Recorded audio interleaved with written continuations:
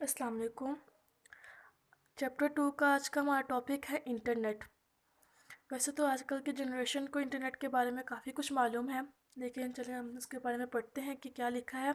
The internet is a wonderful and amazing arena where we can find information about anything of the world. Internet जो है वह एक ऐसा amazing और wonderful arena है जहाँ से हम पूरी दुनिया के बारे में कोई सी भी इंफॉर्मेशन ले सकते हैं। हम कहीं से भी उसकी नॉलेज ले सकते हैं, चाहे वो बुक्स हों, चाहे वो मैगजीन्स हों, चाहे वो इंसाइक्लोपीडिया हो या कोई रेफरेंस मटेरियल हो। वो सब कुछ कहाँ पे है, वो हमारे इंटरनेट पे अवेलेबल है।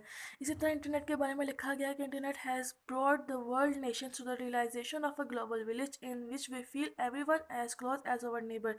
जैसे कि हमने फर्स्ट चैप्टर में भी शुरू में पढ़ा था कि हमने इंटरनेट की वजह से हम लोगों को पूरी दुनिया को ऐसे फ़ील होती है जैसे कि ये ग्लोबल विलेज हो। जैसे कि हमारे पूरी दुनिया में कहीं भी रहने वाला जो बंदा है वो हमें ऐसे फ़ील होता है कि जैसे कि वो हमारे नेबर में रह रहा हो, यानी कि हर कोई हमें ऐसा फ़ील होता है कि वो हमारे नेबर में रह रहा हो। इतना क्लोज फ़ील होता है। Internet is not a real entity और a place that has a building और अ प्लेस। कहने के इंटरनेट जो है वो कोई एंटिटी या कोई प्लेस नहीं है जो किसी बिल्डिंग में पड़ा हो, या कोई प्लेस कोई जगह हो, या कोई बिल्डिंग खुद एक बिल्डिंग हो, बल्कि ये एक रिज़ल्ट है। ये एक ऐसे रिज़ल्ट है जो कि कोलैबोरेशन से बना है या एफर्ट से बना है, किसकी, पीपल्स की, लोगों की और कंप्यूटर्स की, जो कि पूरी दुनिया में है, यानी कि पूरी दुनिया के लोगों की और कंप्यूटर्स की एफर्ट्स से बना है। क्योंकि जो सारी जो इन्फॉर्मेशन है, ये बुक्स मैगजीन, ये पूरी दुनिया का ही इस इंटरनेट में पड़ा हुआ है, किसी एक स्पेसिफिक जगह का नहीं पड़ा हुआ। ठीक है, और ये सब कुछ किस वजह से पॉसिबल है, वो कंप्यूटर्स की कनेक्टिविटी की वजह से ही पॉसिबल है। तो कंप्यूटर्स और पीपल्स की एफर्ट की वजह से ही हमें इंटरनेट मिला है। इसी तरह अगर हम लोग बात करें तो यहाँ लिखा हुआ है कि the internet is a network of connected computers that provide us a facility of exchange data, message and file with other computers that are connected to the internet। यानी कि इंटरनेट ऐसा नेटवर्क है, नेटवर्क मतलब जहाँ पे बहुत सारे जो कंप्यूटर्स हैं वो आपस में कनेक्टेड होते हैं। एक ऐसा नेटवर्क है जहाँ पे कंप्यूटर्स इस तरह से कनेक्टेड है कि हम लोग अपना जो डाटा है वो एक्सचेंज कर लेते हैं, अपना जो मैसेज है वो एक्सचेंज कर सकते हैं, या फाइल्स जो है वो एक्सचेंज कर सकते हैं किसी भी कंप्यूटर से जो कि इंटरनेट के साथ कनेक्ट होता है। अब बात करते हैं बर्थ ऑफ इंटरनेट की। इंटरनेट वजूद में कैसे आए या उसकी पूरी हिस्ट्री क्या है। During the late 1960s, it was designed as ARPANET ARPANET Advanced Research Project Agency Network, यानी कि ये एक डिज़ाइन किया गया था 1960s में आरपानेट के तौर पर, जो कि एक यूएस डिपार्टमेंट डिफेंस में है। ये किसकी कोलैबोरेशन से हुआ था, ये यूनिवर्सिटीज़ की कोलैबोरेशन से हुआ था और रिसर्च ऑर्गेनाइजेशन की कोलैबोरेशन से हुआ था। शुरू में तो जो अर्बन नेट है वो यूज़ किया गया था सिर्फ टेक्नोलॉजी, जो रिसर्चर्स हैं या कम्युनिकेशन के लिए और डेवलपमेंट के लिए यूज़ किया गया था, और वो भी सिर्फ साइंटिस्ट ही यूज़ करते थे इसको मज़ीद उसके ऊपर एक्सपेरिमेंट करने के लिए। लेकिन बाद में 1970s और 1980s में आर्पानेट को दूसरे और थोड़े से नेटवर्क के साथ जोड़कर उसको मिलिट्री के यूज़ के लिए दे दिया गया था। फिर उसके बाद 1989 में उसको उसके उसको और उसके जो उसको आर्पानेट को उसके जो प्रीवियस थोड़े से जो डेवलप्ड नेटवर्क्स थे उनको मिलाकर उन्होंने उसको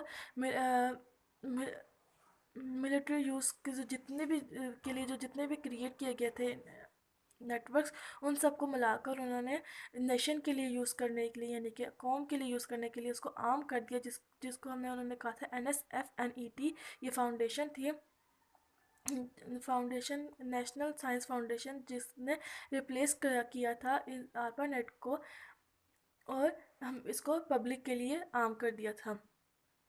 उसके बाद क्या हुआ था, जो इंटरनेट है वो रैपिडली ग्रो हुआ। लेकिन कैसे, कब हुआ था रैपिडली ग्रो, मतलब बहुत तेज़ी से फैला था, या इसमें बहुत तेज़ी से इसके अंदर इंफॉर्मेशन आना शुरू हुई थी, बहुत बढ़ना शुरू हो गया था। कब, 1990s में जाके ये बढ़ना शुरू हुआ था। और उस दौरान जब इंटरनेट की जो सोसाइटी है, यानी कि जो इंटरनेट को मोनिटर कर रहे होते हैं, और जो ऑर्गेनाइजेशन जो इंटरनेट को मोनिटर कर रही होती है, जो उस पर होने वाली एक्टिविटी को मोनिटर कर रही होती है, जब उन्होंने सर्वे किया तो उन्होंने बताया कि जो नंबर ऑफ़ नेटवर्क्स हैं, यानी कि जिस तरह से कंप्यूटर इसके इंटरनेट के साथ जुड़े हुए हैं, वो जो नेटवर्क्स हैं वो हैं वो मोर देन 2 मिलियंस 2 मिलियन से ज़्यादा हैं। और जो नंबर ऑफ़ कंप्यूटर्स जो इसके साथ जुड़े हुए हैं वो मोर देन 100 मिलियंस हैं, वो 100 मिलियन से ज़्यादा हैं। फिर उसके बाद हमें कह रहे हैं कि अगर आप इंटरनेट के बारे में जानना चाहते हैं कि वो कैसे वर्क कर रहा है, तो हम लोगों को सबसे पहले नेटवर्किंग पढ़नी पड़ेगी कि कंप्यूटर्स को आपस में कैसे कनेक्ट किया जाता है। तो हम लोगों को इंटरनेट की वर्किंग की भी समझ आ जाएगी। फिलहाल अभी हम नेटवर्किंग को आगे पढ़ेंगे, तो उससे पहले हम लोगों का जो एक टॉपिक है how the internet is useful, वो हम लोग पढ़ेंगे कि इंटरनेट कैसे हमारे लिए यूज़फुल है।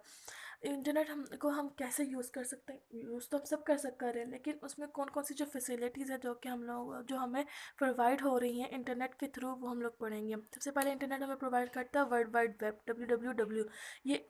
ये एक ऐसा वेबसाइट है जहाँ पे बहुत सारे पेजेस जो हैं वो एग्जिस्ट करते हैं। मतलब कि आप इनसे बहुत सारे पेजेस एक्सेस कर सकते हैं, उनकी इन्फॉर्मेशन एक्सेस कर सकते हैं। इलेक्ट्रॉनिक मेल एक ऐसी फैसिलिटी है जिससे आप मैसेज जो है वह सेंड कर सकते हैं और रिसीव कर सकते हैं। टेलनेट एक ऐसी टेक्नोलॉजी या एक ऐसा सॉफ्टवेयर है जो कि इंटरनेट में हमें प्रोवाइड करता है, जिससे हम अपने कंप्यूटर्स को कनेक्ट कर सकते हैं और इस तरह से कनेक्ट कर सकते हैं कि हम एक दूसरे की जो इन्फॉर्मेशन है वो यूज़ कर सकते हैं। मतलब कि आप अपने कंप्यूटर को एक दूसरे कंप्यूटर से कनेक्ट करें और आप अपने कंप्यूटर पे दूसरे कंप्यूटर की सारी जो इन्फॉर्मेशन है वो गेट कर सकें, उसको यूज़ कर सकें। उसके बाद है फाइल ट्रांसफ़र प्रोटोकॉल, FTP। इसमें होता है कि आप डाटा को अपलोड करें और